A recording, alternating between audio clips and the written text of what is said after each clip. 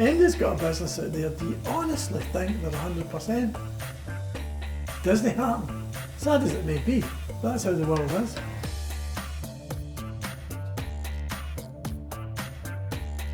It's never been easy to make $1 million legally, but it's been slightly easier to make $1 million illegally, and I would agree with that. Very true. Very true.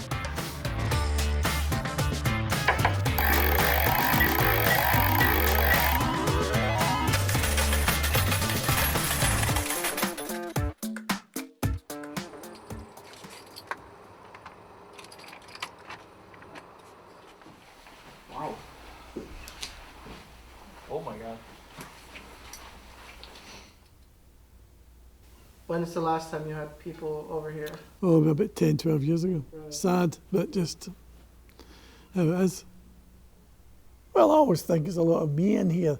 I just hate minimalistic. Hate it. It's boring to me. You walk in and there's nothing there. It's as if a ghost wouldn't fucking haunt it. You know, it's just, there's nothing there. I like attention to detail. I might have been a more richer man, but if you were to walk in here and it was sparse, you'd think, well, there's not much money here.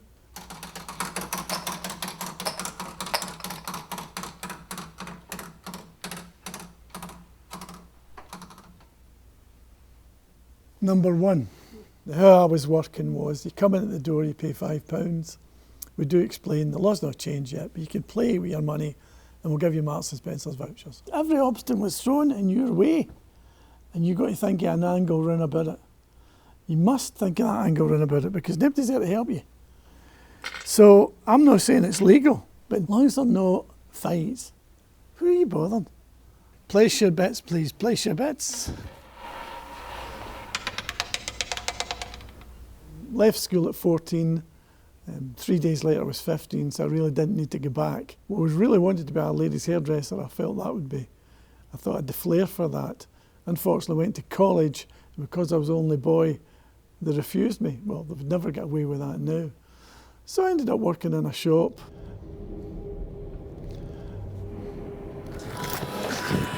Can I be excused? Well, see if you're ever to Google me and get my story. That's how I started out, was washing windows. So I do it all myself and I save money that way. Don't you agree? I used to wash windows in the morning, and in the afternoon I'd go around all the scrap yards and get the logbooks, sell the registration numbers. So the numbers made the discos made the nursing home made the crematorium. So one thing leads to another, like a domino effect, provided you look after the money. There's the pub, you thought that would last forever. Same as the casino. Casino was ahead of the game with that. But again, it's changed. So that's us, we 19th. I don't know what'll happen to it. Because the days of the pubs are by. You can buy any pub in this town just now. Any pub. And it's sad, but it's just a fact of life. I think you've got to watch the pennies. The pennies will look after themselves. I'm not foolish with money, no.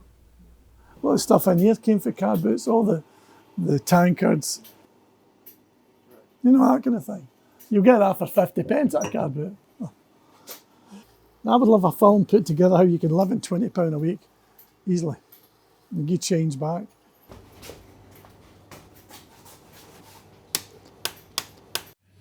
Oh, come on, you know, if you're actually good with money, then you'll be able to get by. We don't have enough to eat, no, a lot of shite. My mum was good with money, I'm good with money. My son says, oh, you're doing that. I said, no, Lloyd, you've got what you've got because of me. Try and create that yourself and make money. It's hard. Very hard. I would like to start again. If you do youth bit and you fair enough. But I think it's harder to chase a pound nowadays. Very much so. That's what I said to my son. I don't want them to be self-employed.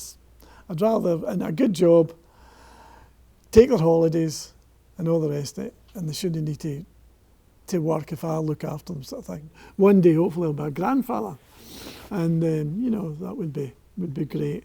You may take things easy. You may then suddenly pull the pram a bit more, where you never had to do with your kids because you're always empire building. But we were never hungry, and we never had holes in our shoes. Just when Just when I can see it. You do anything for the kids. You do that, you know. Lucky enough I'm in the position to do it. Always when you're in business, you're always looking for other opportunities. Now I knew that having a nursing home, care home was VAT exempt and rates exempt. Now if you're not paying rates and you're VAT exempt, wow, you know. And here's my wee nursing home. That was my house. Kids were born there, that's sold tomorrow. I built all that extension there myself. Beautiful. It was, and then it's all been knocked down. I remember when I did my link corridor and I had it, beautiful. When the care commission, she was in, she says, do you think MD for Council House will be happy in here? I fucking stood up, I said, I came for Council House, is there a problem? Because I've made it nice. A lot of me here, 32 years of operating it, of perpetual motion. My mum was up right in the end room up there. It was like a wing we had for her. Yeah. And it was great. So you wouldn't think you were in a care home. If I sold this place for a penny, it earned its keep with me having to look after my mum because you're an only son. So it done its job for me.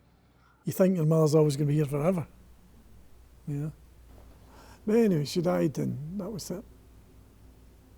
That's one of the biggest losses in your life, is losing your mother, you know. You'll maybe all experience it one day, but it doesn't get worse. Yeah, it does not get worse. And for a wee while there, I didn't even want to come back up here because to see it like this was hurting. But I'm getting used to it now, so it's not bad. You know, anyway. And we got well over the million there, so you can't complain really. Anyway, that's yep, right. Let's go for them in tears. Wait. Anyway, we have Limbum Place, number 5. The old house. I learned to go on my bike here, went for school here, born here. And nice wee neck of the woods, you know. My mum was a housewife and my father he worked in the shipyards in there. I think he was just retired and he died. So I've actually succeeded him. I actually fell out and we never spoke. It was just something silly.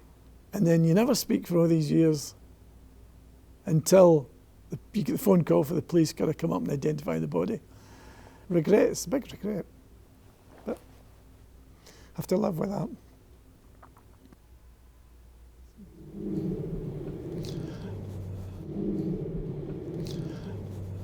When I set out, it was to be a self-made millionaire. That was the drive, and then you achieve that. And you're still working, but you don't need to, but it's hard to just unwind. It's like having a coiled spring. Hi Jim, it's Forbes here. It's just gone into 2:10. I've never been unemployed. I've never signed on in my life. I've always been self-made, always worked. I'm here every day. Every day open up, put the lights off, check everything's okay, maybe wait an hour or so, see if the phone rings. Have you thought about ever retiring? No, not really. I would find it hard not to get up in the morning or stay in my bed. I'm getting a pension now. I don't need to work. But you feel, well, I think 65 is possibly too young to retire. You know, if you've got your health about you, the fairness, just keep going. I'll go to the back and cremate this wee dog now. Yeah.